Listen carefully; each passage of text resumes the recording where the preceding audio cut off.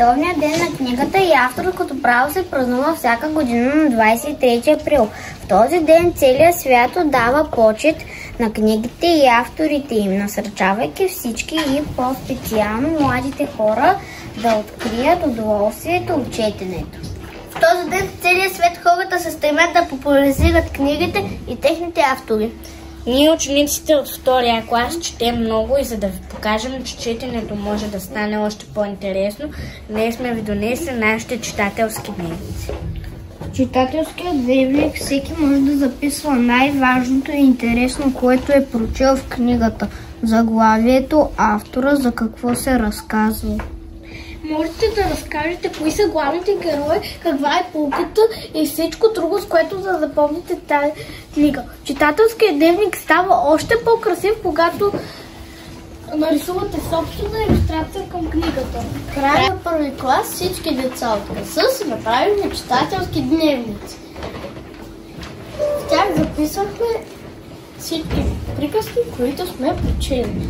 Аз съм прочел 37 приказки. Най-интересна ми беше Патиланско царство. Нейн автор е Рамбо Силе. Главните герои са Патилан, баба Цуцулана и патиланците.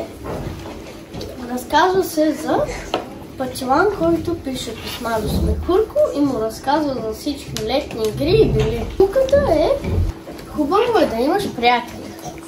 Аз избрах този тефтер за мой читателски дневник. В него съм записала всички приказки, които съм прочела. Аз съм прочела 41 приказки. На мен всички приказки ми бяха интересни, но най-интересна ми беше Откъде идваме, издателство Пан. Разказва се за това, че всеки идва от корема на майка си. За да се роди бебето, трябва да се чака 9 месеца. Първо бебето е малко топче, до втората седмица. Четвъртата седмица е като очички, а шестата седмица като бобче, 12-та е като бебе, а 22-та става по-голямо. На 30-та вече се ражда бебето. В нашия клас имаше състезание, кой ще прочете най-много приказки за по-кратко време. Ние тримата сме победители, а аз съм първенец. Госпожата ми връчи награди.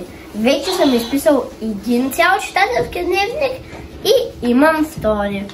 Всички приказки ми харесаха много, но най-много ми хареса приказката Бърканица в приказките на Джани Родари. Аз съм я прочел на 20 март 2024 година.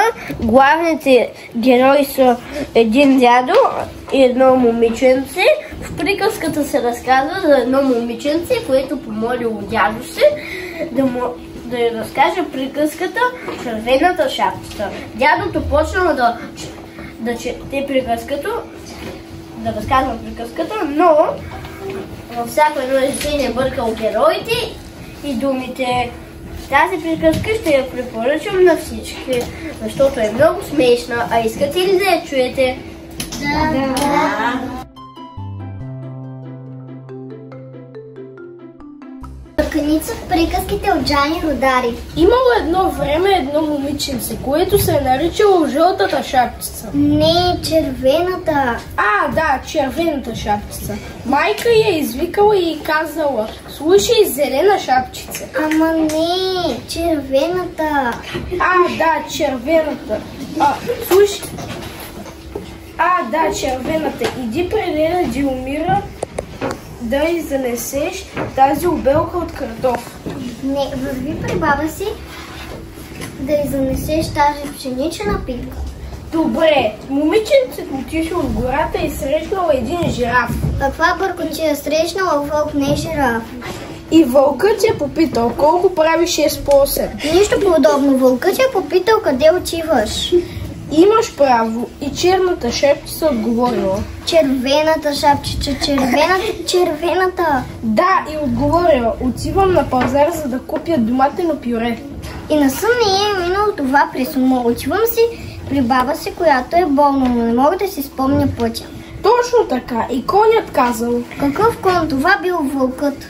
Да, и казал така: вземи трамвай номер 65, слез на площада на катедралата, завий надясно, ще видиш 3 стъпала и една паричка на земята. Остави на мира стъпалата, вземи паричката и си купи дъвка. Дядо, ти изобщо не знаеш да разказваш приказки, а дъвка пак ще си купя. Добре, ето ти паричка. И дядото отново зачел вестника си.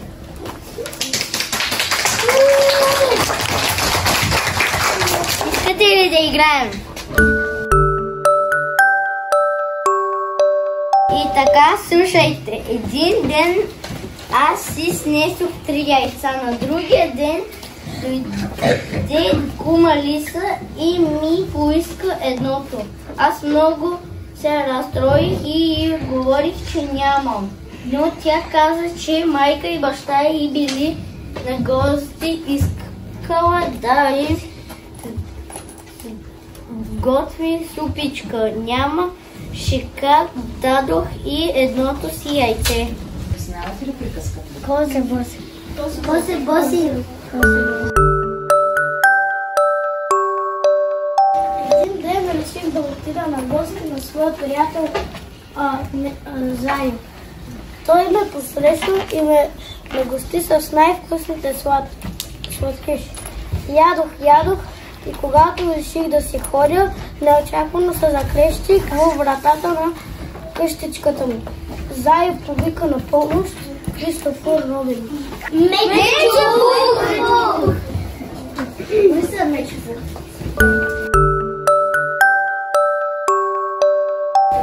Аз се родих и бях най-красивото момиче на света. С коси черни като лабано, с устни алени като малина. Но се случи най-голямата беда. Майка ми почина и баща ми си взе много зла жена. Тя ме ненавиждаше и затова ме изпрати в гората. Там аз попаднах на чудна къщичка. В нея имаше 7 столчета с 7 масички. Тя имаше 7 вилички, по 7 чинийки и 7 чашки.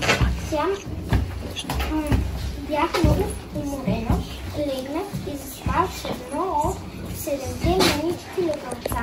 Тогава се прибраха в паните на 7 малки джугета.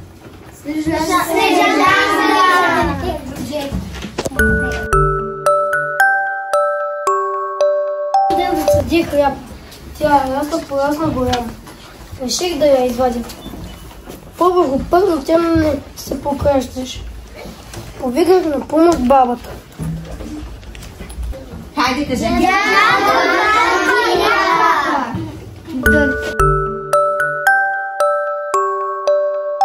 Аз съм много послушно момиченце. Един ден мама ме изпрати при моята обична баба, която беше болна, за да й занеса топла питка, млечце и масълце. В гората ме срещна един голям, страшен, прашен вълк и ме измами да тръгна през по-дългия път през гората към къщата на баба. Червената шапчица! Браво!